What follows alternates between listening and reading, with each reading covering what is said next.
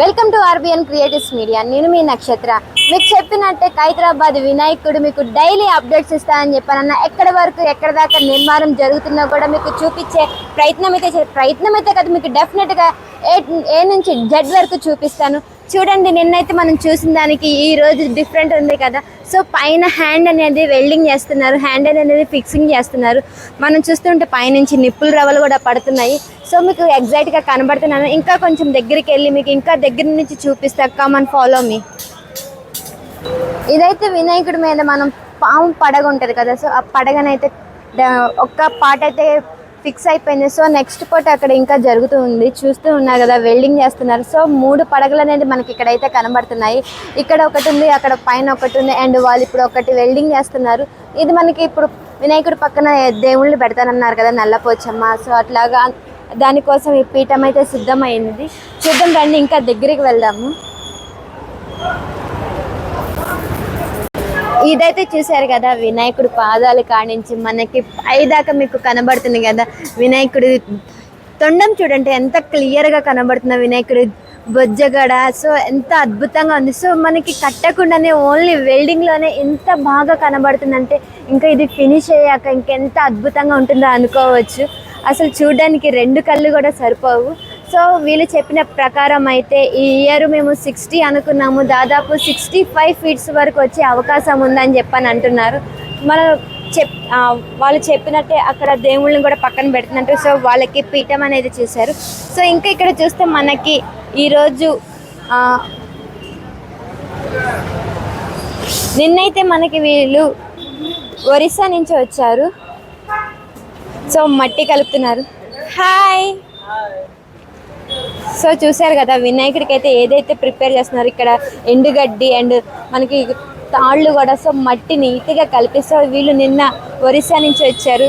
క్లియర్గా కనబడుతుంది కదా మీకు, ఎంత చక్కగా ఏ భాగానికి ఆ భాగానికి కలిపి పక్కన పెట్టుకొని దాన్ని ఆరిపోయిన తర్వాత దేవుడికి ఫిక్స్ చేస్తారు. చూసారు కదా మీరు, అక్కడ చూడండి మట్టి కానీ అన్నీ కూడా వీళ్ళు ఒరిస్సా నుంచి వచ్చి ఇక్కడ ప్రిపేర్ చేస్తున్నారు. అండ్ ఇటు కూడా చూసుకుంటే మనకి ఒక ప్రాపర్ షేప్ వచ్చే వరకు ప్రిపేర్ చేసుకుంటున్నారు. చూడండి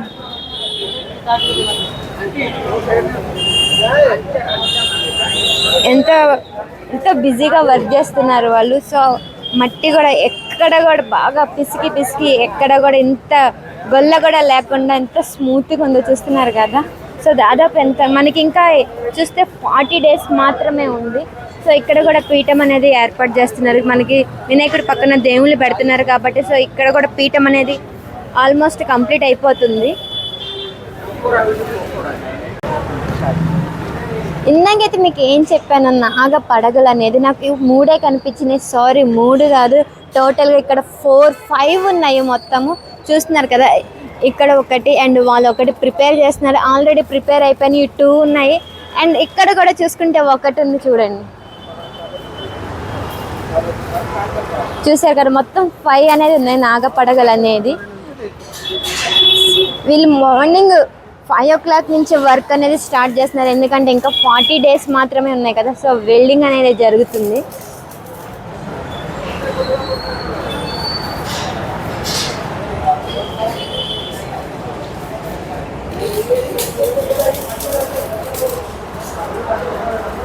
మనమైతే ఇక్కడ ఎప్పుడు వినాయకుడు ఉంటూనే ఉంటారంట, పూజలు అందుకొని ఉంటారు. సో దీపం అనేది ఎప్పుడు వినాయక చవితి అయ్యేంతవరకు దీపం అనేది వెలుగుతూనే ఉంటుంది అని చెప్పని అన్నారు. సో కొన్ని పనిముట్లు అనేది ఇక్కడైతే పెట్టడం జరిగింది. చూస్తున్నారు కదా, అసలు ఎంత ప్రశాంతంగా ఉంది. చూస్తున్నారు కదా, అమ్మవారి పాదాలు ఎంత పెద్దగా ఉన్నాయి. చూశారు కదా,